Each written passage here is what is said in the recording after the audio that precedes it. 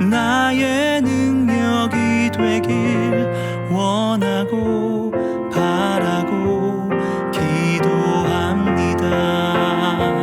하나님의 꿈이 나의 비전이 되고 예수님의 성품이 나의 인격이 되고 성령님의 권능이 나의 능력이 되길 원하고 바라고 기도합니다.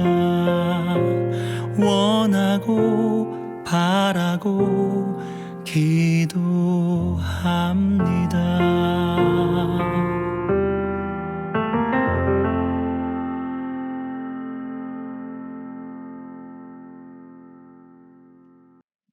이 시간 기도함으로 새벽 예배를 시작하겠습니다.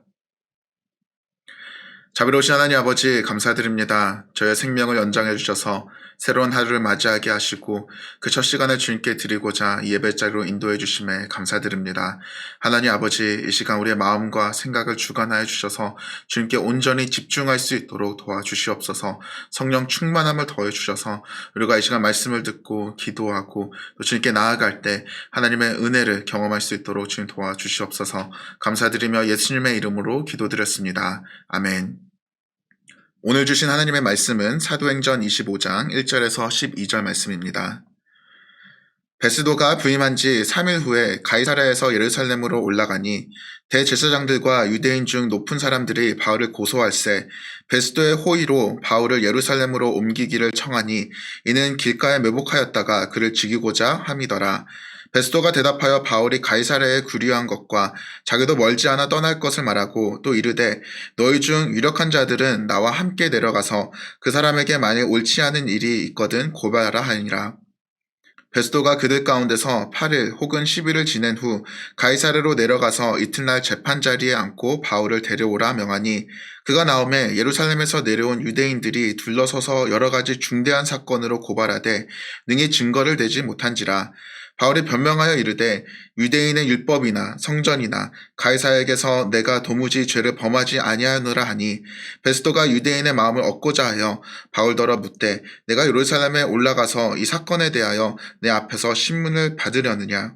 바울이 이르되 내가 가이사의 재판자리 앞에 섰으니 마땅히 거기서 신문을 받을 것이라. 당시도 잘 아시는 바와 같이 내가 유대인들에게 불의를 행한 일이 없나이다. 만일 내가 불의를 행하여 무슨 죽을 죄를 지었으면 죽기를 사용하지 아니할 것이나 만일 이 사람들이 나를 고발하는 것이 다 사실이 아니면 아무도 나를 그들에게 내줄 수 없나이다. 내가 가이사께 상소하노라 한데 베스도가 배석자들과 상의하고 이르되 내가 가이사에게 상소하였으니 가이사에게 갈 것이라 하니라. 아멘. 하나님께서는 만물을 다스리며 우리의 인생을 주관하십니다. 우리는 이를 믿고 고백합니다. 그러나 하나님의 통치보다 인간의 권력 아래 지배를 당하고 있다는 생각이 더 강하게 들 때가 있습니다. 내 운명이 타인의 결정과 권위에 달려있다고 느낄 때죠. 예를 들어 직장인들은 자신의 승진 여부가 직장 상사에 달려있고 환자들은 생사의 문제가 의사에게 달려있는 듯 합니다. 자녀의 미래는 어떻습니까? 자녀의 성공은 어떤 선생님을 만나는가에 달려있는 듯 하죠. 이렇게 우리의 운명, 우리의 미래가 타인에 의해 결정된다고 느낄 때 무기력함이 우리에게 찾아옵니다. 권력 앞에 숙일 수밖에 없는 우리 자신이 참 안타깝습니다. 노력을 해야 되는 의욕도 사라지고 불안과 걱정이 찾아옵니다. 그리고 하나님의 통치를 인정하기가 어려워집니다. 오늘 본문에서 바울의 상황도 그렇습니다. 바울은 가이사랴에서 죄인의 신분으로 2년 동안 감금되어 있었습니다. 재판을 받으면서 아무 죄가 없다고 증명됐음에도 불구하고 당시 총독이었던 벨릭스는 바울을 2년 동안 감옥에 가뒀습니다. 그 사이에 총독이 베스도라는 인물로 바뀝니다. 유대인들은 새로운 총독이 즉위하자 바울을 죽이기 위해 그를 예루살렘으로 보내달라고 요청합니다. 대제사장들과 유대인 중 높은 사람들이 바울을 고소할세 베스도의 호의로 바울을 예루살렘에 옮기기를 청하니. 지금 상황은 어떻습니까? 바울은 감옥에 갇혀있고 아무것도 하지 못하는 상태지만 자신의 목숨을 놓고 유대인들은 분주하게 움직이고 있습니다. 그런데 이들은 누구일까요? 당시 대제사장은 이스마엘 벤 피압이라는 인물이었습니다. 겉으로는 하나님을 경외하고 율법을 지키며 유대인들을 위한 열정이 가득했습니다. 그러나 당시 유대 지도부 안에는 권력 싸움이 상당히 컸다고 합니다. 그러니 이들은 하나님을 경외하기는커녕 하나님을 두려워하지도 않았고 오직 자신의 권력을 최우선순위에 두었던 자들이었습니다. 바울의 생사는 이렇게 타락하고 변질된 자들에게 지금 달려 있습니다. 그렇다면 로마 총독들은 어땠을까요? 사실 바울의 생사는 유대인 지도자들이 아니라 벨릭스와 베스도 이 두 인물에 달려 있었습니다. 이들의 결정에 의해 바울은 살아남을 수도 있었고 죽을 수도 있었습니다. 이들은 정의롭고 공의로운 자들이었을까요? 그렇지 않았습니다. 2년 전에 총독이었던 벨릭스는 사도 바울이 무죄임을 알았음에도 그를 감옥에 2년 동안 감금시켰습니다. 유대인들에게 잘 보이려고 했기 때문이죠. 자신의 권력을 유지하기 위해서 사람의 목숨을 소중하게 여기지 않았고 정의롭게 행동하지 못했습니다. 그의 아내 두르실라는 유대인이었으나 그녀의 남편을 버리고 벨릭스의 셋째 아내가 되었던 인물이었습니다. 이렇게 비윤리적이고 죄악이 가득한 이들이 사도 바울의 운명을 결정짓고 있습니다. 벨릭스 후에 즉위했던 베스도도 그렇게 다르지 않습니다. 그도 아주 불의한 자였습니다. 9절 말씀은 베스도가 유대인의 마음을 얻고자 하여 바울더러 묻되 내가 예루살렘에 올라가서 그 사건에 대하여 내 앞에서 신문을 받으려니와 라고 이야기하고 있습니다.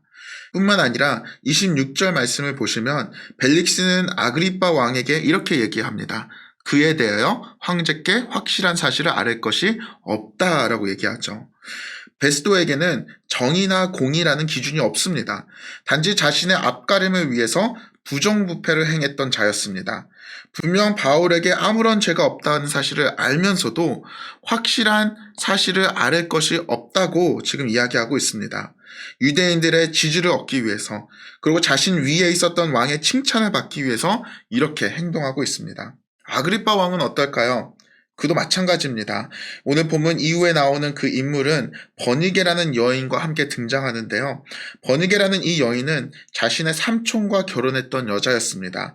그러나 이제 그를 떠나 그녀는 아그리빠 곁에 왔습니다.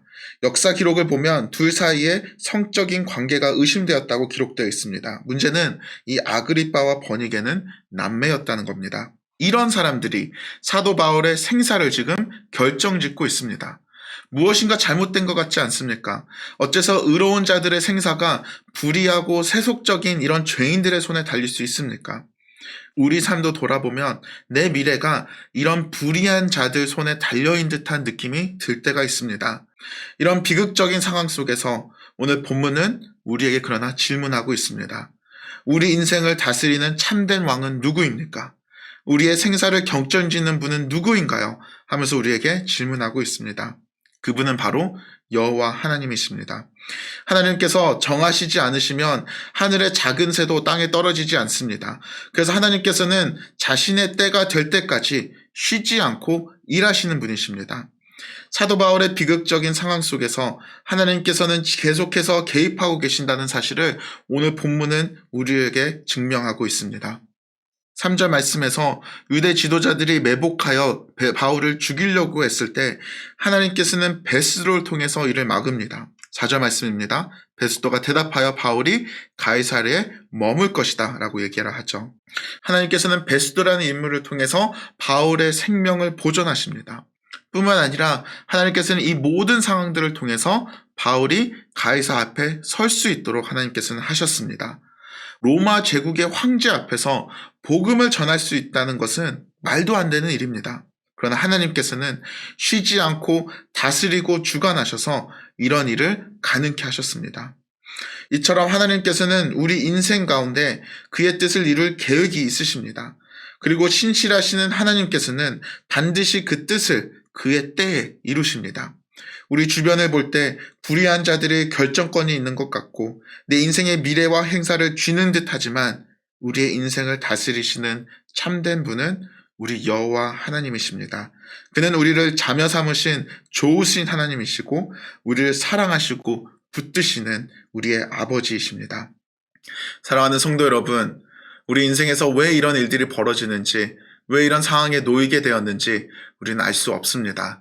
아마 평생 납득이 되지 않을 수도 있습니다. 그러나 하나님께서는 우리에게 그것을 이해하라고 말씀하시지 않으시고 우리에게 그를 믿으라고 말씀하십니다. 그의 신실하심을 믿고 그의 선하심과 그의 다스리심과 그의 사랑을 믿으라고 우리에게 말씀하십니다. 그 하나님을 믿고 의지하는 여러분 되시길 주님의 이름으로 축복합니다. 함께 기도하시겠습니다. 살아계신 하나님 아버지, 하나님께서는 이 세상을 다스리시고 우리의 인생을 주관하시는 분이심을 이 시간 믿습니다. 이 세상의 그 어느 것도 하나님의 뜻이 아니면 이루어지지 않음을 우리는 믿습니다. 주님, 그 믿음으로 살아가길 원합니다. 그 확신 가운데 서기를 원합니다.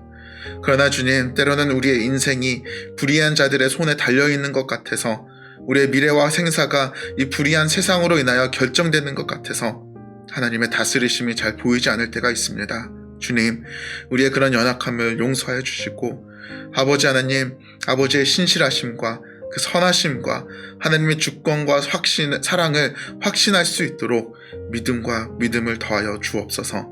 우리 인생을 주님의 손에 맡겨드리니 주님의 위대하신 뜻이 우리 삶 가운데 이루어지게 하여 주옵소서. 주님 감사드립니다. 예수님의 이름으로 기도드렸습니다. 아멘. 이 시간 주신 말씀을 생각하며 기도하시겠습니다. 어떤 상황 속에서도 하나님의 다스리심을 의심하지 않게 하시고 하나님의 주권을 인정하는 믿음을 더하여 주옵소서. 하나님의 뜻이 나의 삶 가운데 이루어지게 하옵소서. 우리 자신을 위해 2분 동안 함께 기도하시겠습니다.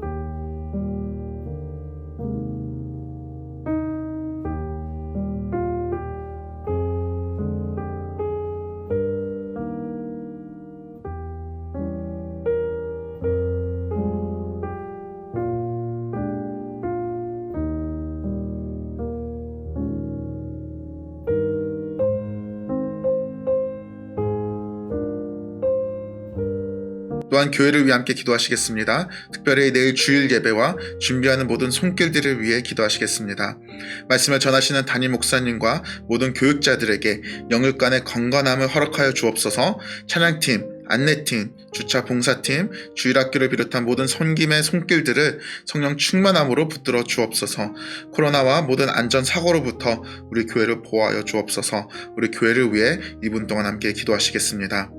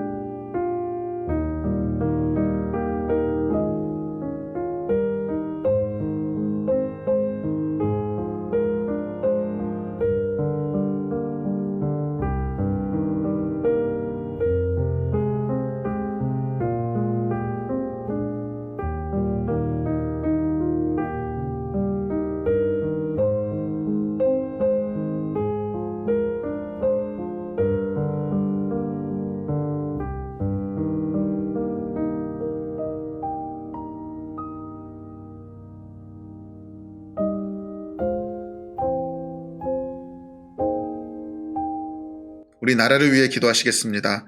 모든 교회와 공동체가 살아있고 활력이 있는 예배를 드리게 하시고 각 교회가 외적으로나 영적으로나 성장하고 부흥하게 하옵소서. 이 땅 가운데 회개와 복음의 바람이 불게 하여 주옵소서. 우리 나라를 위해 이 시간 2분 동안 함께 기도하시겠습니다.